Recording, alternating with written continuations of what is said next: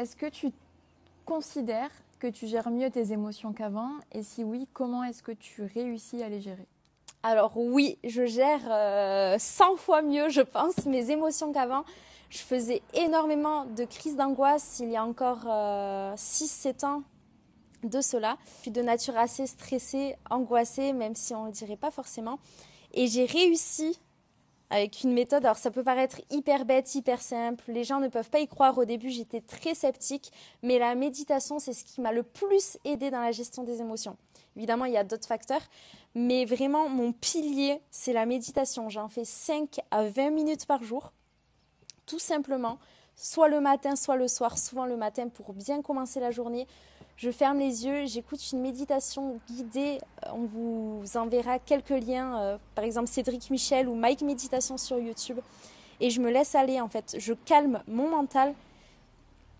C'est très dur, on dirait pas comme ça parce qu'on ne bouge pas. On a l'impression qu'on fait rien, mais au final, ne rien faire nous permet de nous connecter un peu plus à l'univers, nous connecter un peu plus à nous-mêmes, calmer nos angoisses, calmer notre stress, être plus dans l'instant présent. Notre cerveau est toujours à 10 000 en train de penser à ce qu'on aurait mieux dû faire dans le passé, mais aussi ce qu'on doit faire dans le futur, ou alors comment on va gérer nos finances le mois prochain, comment on va payer le loyer. Là, ça nous permet de nous calmer, et c'est en se calmant finalement qu'on retrouve plein de solutions, qu'on a de bonnes opportunités, qu'on se connecte mieux aux gens, parce on sent quand les gens ont des ondes un peu plus soit énervés, soit stressés. Malgré tout, même si ça ne se voit pas, on aime un peu moins les côtoyer que quand soit ils sont zen, ils nous font rire, ils nous apprennent des choses. Voilà, s'entourer de personnes, on va dire, d'un environnement assez positif, ça entraîne les autres à aussi l'être. Du coup, faire de la méditation, c'est ce qui m'a le plus changé. Beaucoup moins, voire plus du tout en fait, de crise d'angoisse. J'arrive à gérer aussi dès qu'il m'arrive quelque chose dans la vie. Donc pour ça, le conseil, c'est faire confiance à la vie, faire confiance à l'univers. C'est dur à croire, mais quand il m'arrive quelque chose maintenant, au lieu de directement paniquer, j'essaie de comprendre pourquoi il m'arrive ça. Parce que je suis persuadée, même quand c'est des cas très douloureux ou très durs à gérer, que l'univers, si elle nous fait vivre ça, c'est pour une bonne raison. Déjà, c'est qu'on est capable de le surmonter, sinon elle ne nous le ferait pas vivre. Et de deux, c'est parce qu'on peut en ressortir plus fort, ou parce qu'alors elle nous a évité quelque chose. Je sors un exemple au hasard. Enfin, au hasard, ça nous est arrivé il y a peu de temps avec Léa.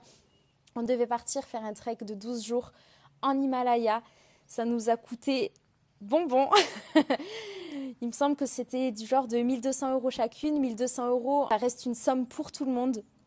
Et c'est une somme qu'on a perdue quasiment en grande totalité parce qu'en arrivant le jour J à l'aéroport, on n'avait pas de visa indien nécessaire pour faire une escale avant d'arriver au Népal. Et du coup, personne n'a voulu nous laisser monter dans l'avion. On n'a pas pu aller au Népal. Voyage annulé. Sur le moment, on est dégoûté. On a perdu énormément de finances. On a perdu aussi le fait qu'on partait en voyage. C'est un voyage hyper spirituel, développement personnel, dépassement de soi. On n'a pas pu le faire. Et au lieu de rester apitoyé sur notre sort, on a essayé de directement se dire que c'était forcément pour une bonne raison. Peut-être qu'il nous serait arrivé quelque chose là-bas. Peut-être qu'on serait tombé malade. Peut-être, je ne sais pas, qu'on se serait cassé la jambe. Peut-être qu'on devait rester ici tout simplement pour bosser et prendre du temps un peu pour nous sans voyager, sans fuir, entre guillemets. Peut-être aussi que ça nous permet de mieux gérer nos finances. Enfin bref. En tout cas, ce qui est sûr, c'est que c'est arrivé pour une bonne raison. D'ailleurs, on tourne ces vidéos à ce moment-là.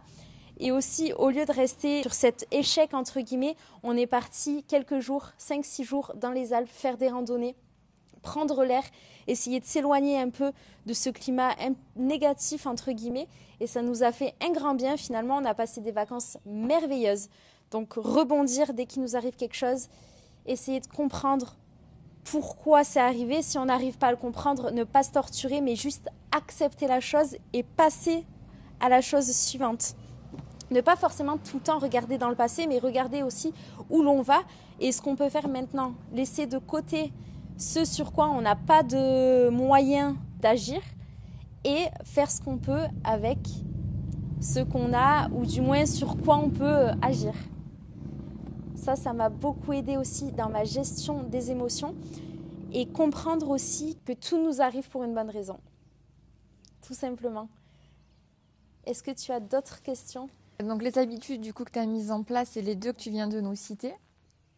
Est-ce que tu as mis longtemps à les mettre en place ? Alors la méditation, au début, j'ai eu du mal à m'y mettre, mais quand j'ai vu qu'il y avait des réactions très positives, surtout aussi quand je faisais les crises d'angoisse, je n'hésitais pas à respirer. On est des humains qui sommes vivants, entre guillemets, grâce à notre respiration. Et très souvent, on respire très mal. Prendre le temps de bien respirer par le ventre, prendre des bonnes bouffées d'oxygène, faire de la cohérence cardiaque pour réduire notre tension, réduire notre battement cardiaque. Une fois qu'on réduit le battement cardiaque, instinctivement, nos nerfs sont plus cool, sont plus calmes. Donc oui, directement ça. Ta question déjà, c'était ? Est-ce que ça a mis longtemps Est-ce que tu as mis longtemps à mettre ces habitudes-là en place ? Pas forcément très longtemps. Je me suis forcée à les mettre en place. Mais voilà, 5 minutes par jour. Je me suis dit que ça allait marcher. Et au fur et à mesure, crois-moi, maintenant, quand j'arrête de faire 5 minutes de méditation 1 ou 2 journées, je sens directement la différence. Donc prendre le temps, on a toujours le temps de scroller et tout. Tout le monde a 5 minutes dans la journée pour faire ça. Et c'est un gros conseil. Je sais que c'est dur. J'encourage mon environnement à le faire. Il y en a très peu qui le font, qui s'y tiennent.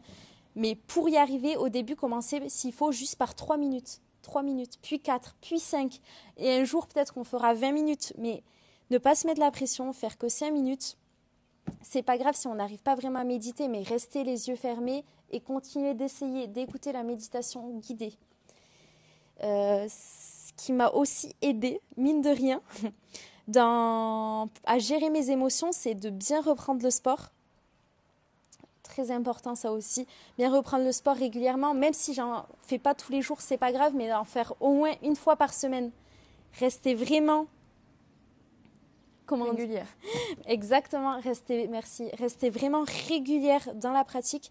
Faire du sport, ça permet de libérer les émotions, de souffler, de se vider la tête, de se déstresser tout simplement. Donc faire du sport, bien manger aussi, manger de tout. Hein. Je ne vous dis pas forcément d'arrêter tous les McDo, toutes les pizzas, je suis fan de pizza, mais de manger de tout, manger des légumes, beaucoup de protéines, d'avoir intégré énormément la protéine dans ma routine.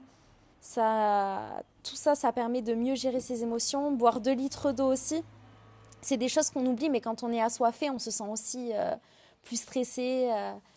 On a moins la tête à parler. Une autre routine qui m'a permis de mieux gérer mes émotions, c'est d'écrire dans un carnet. Je le fais tous les 2-3 jours depuis 1 an et demi.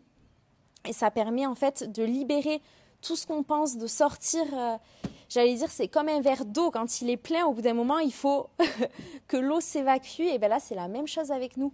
De l'évacuer par l'écriture, par un moyen physique, ça permet de se libérer la tête et l'esprit, aussi de faire le tri dans ce qu'on a dans la tête, de souffler. Ça permet aussi de relativiser. Enfin, vraiment, c'est une technique importante à mettre en place. Puis après, il y a tout ce qui est forcément la lecture. La lecture, ça permet de s'évader, d'apprendre, de faire autre chose que des écrans. Très important aussi, quand je fais énormément d'écrans, je me sens plus stressée ou j'ai plus du mal à gérer mes émotions que quand j'en fais moins.